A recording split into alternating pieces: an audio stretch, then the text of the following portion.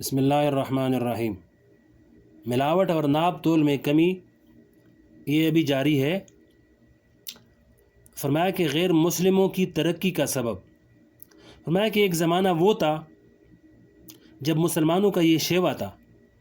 کہ تجارت بالکل صاف ستھری ہو، اس میں دیانت اور امانت ہو، دھوکہ اور فریب نہ ہو۔ آج مسلمانوں نے تو ان چیزوں کو چھوڑ دیا اور انگریزوں اور امریکیوں اور دوسری مغربی اقوام نے ان چیزوں کو اپنی تجارت میں اختیار کر لیا۔ اس کا نتیجہ یہ ہے کہ ان کی تجارت کو فروغ ہو رہا ہے، دنیا پر چھا گئے ہیں۔ مفتی صاحب فرماتے ہیں کہ میرے والد صاحب مفتی محمد شفیع صاحب رحمۃ اللہ علیہ فرمایا کرتے تھے کہ یاد رکھو، باطل کے اندر کبھی ابھرنے اور ترقی کرنے کی طاقت ہی نہیں، اس لیے کہ قرآن کریم کا صاف ارشاد ہے، ان الباطل کان زہوقا، یعنی باطل تو مٹنے کے لیے آیا ہے۔ لیکن اگر کبھی تمہیں یہ نظر آئے کہ کوئی باطل ترقی کر رہا ہے، ابھر رہا ہے، تو سمجھ لو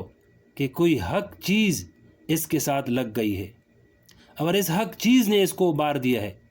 لہذا یہ باطل لوگ جو خدا پر ایمان نہیں رکھتے، آخرت پر ایمان نہیں رکھتے، محمد رسول اللہ صلی اللہ علیہ وسلم پر ایمان نہیں رکھتے، اس کا تقاضا تو یہ تھا کہ ان کو دنیا کے اندر بھی ذلیل اور رسوا کر دیا جاتا۔ لیکن کچھ حق چیزیں ان کے ساتھ لگ گئی ہیں،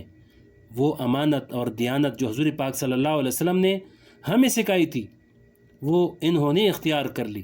اس کے نتیجے میں اللہ جل شانہ نے ان کی تجارت کو ترقی عطا فرمائی۔ آج وہ پوری دنیا پر چھا گئے اور ہم نے تھوڑے سے نفع کی خاطر امانت اور دیانت کو چھوڑ دیا اور دھوکہ فریب کو اختیار کر لیا، اور یہ نہ سوچا کہ یہ دھوکہ فریب آگے چل کر ہماری اپنی تجارت کو تباہ و برباد کر دے گی۔ فرمایا کہ مسلمانوں کا ترا امتیاز، مسلمانوں کا ایک ترا امتیاز یہ ہے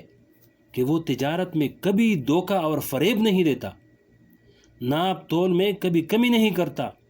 کبھی ملاوٹ نہیں کرتا، امانت اور دیانت کو کبھی ہاتھ سے نہیں جانے دیتا۔ حضور اقدس صلی اللہ علیہ وسلم نے دنیا کے سامنے ایسا ہی معاشرہ پیش کیا اور صحابہ کرام کی شکل میں ایسے ہی لوگ تیار کیے جنہوں نے تجارت میں بڑے سے بڑے نقصان کو گوارا کر لیا، لیکن دھوکہ اور فریب دینے کو گوارا نہیں کیا، جس کا نتیجہ یہ ہوا کہ اللہ جل شانہ نے ان کی تجارت بھی چمکائی اور ان کی سیاست بھی چمکائی، ان کا بول بالا کیا، اور انہوں نے دنیا سے اپنی طاقت اور قوت کا لوہا منوایا۔ آج ہمارا یہ حال یہ ہے کہ عام مسلمان نہیں، بلکہ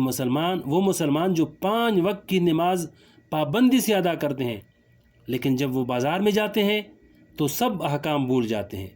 گویا کہ اللہ جل شانہ کے احکام صرف مسجد تک کے لیے ہیں، بازار کے لیے نہیں۔ خدا کے لیے اس فرق کو ختم کریں اور زندگی کی تمام شعبوں میں اسلام کے تمام احکامات کو بجا لیں۔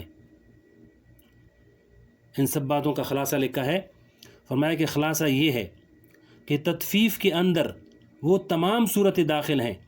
جس میں ایک شخص اپنا حق تو پورا وصول کرنے کے لیے ہر وقت تیار رہتا ہے، لیکن اپنے ذمے جو دوسروں کے حقوق واجب ہیں وہ اس کو ادا نہ کرے۔ ایک حدیث شریف میں حضور پاک صلی اللہ علیہ وسلم نے ارشاد فرمایا، لا یؤمن احدکم حتی یحب لاخیہ ما یحب لنفسہ، یعنی تم میں سے کوئی شخص اس وقت تک مومن نہیں ہو سکتا جب تک وہ اپنے مسلمان بھائی کے لیے بھی وہی چیز پسند نہ کرے جو اپنے لیے پسند کرتا ہے۔ یہ نہ ہو کہ اپنے لیے تو پیمانہ کچھ اور ہے اور دوسروں کے لیے پیمانہ کچھ اور ہے۔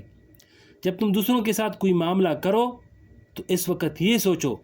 کہ اگر یہی معاملہ کوئی دوسرا شخص میرے ساتھ کرتا تو مجھے ناگوار ہوتا، میں اس کو اپنے اوپر ظلم تصور کرتا، تو اگر میں بھی یہ معاملہ جب دوسروں کے ساتھ کروں گا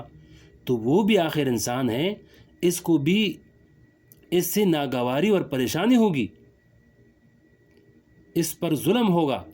اس لیے مجھے یہ کام نہیں کرنا چاہیے۔ لہذا ہم سب اپنے گریبان میں منہ ڈال کر دیکھیں اور صبح سے لے کر شام تک کی زندگی کا جائزہ لیں کہ کہاں کہاں ہم سے حق تلفیاں ہو رہی ہیں، کم ناپنا، کم تولنا، دھوکہ دینا، ملاوٹ کرنا، فریب دینا، عیبدار چیز فروخت کرنا، یہ تجارت کے اندر حرام ہے، جس کی وجہ سے تجارت پر اللہ جل شانہ کی طرف سے وبال آ رہا ہے۔ یہ سب حق تلفی اور تطفیف کے اندر داخل ہے۔ اللہ جل شانہ ہم سب کو اس حقیقت کا فہم اور ادراک عطا فرمائے، اور حقوق ادا کرنے کی توفیق عطا فرمائے، اور تطفیف کے وبال اور عذاب سے ہمیں نجات عطا فرمائے۔ وآخر دعوانا ان الحمد للہ رب العالمین۔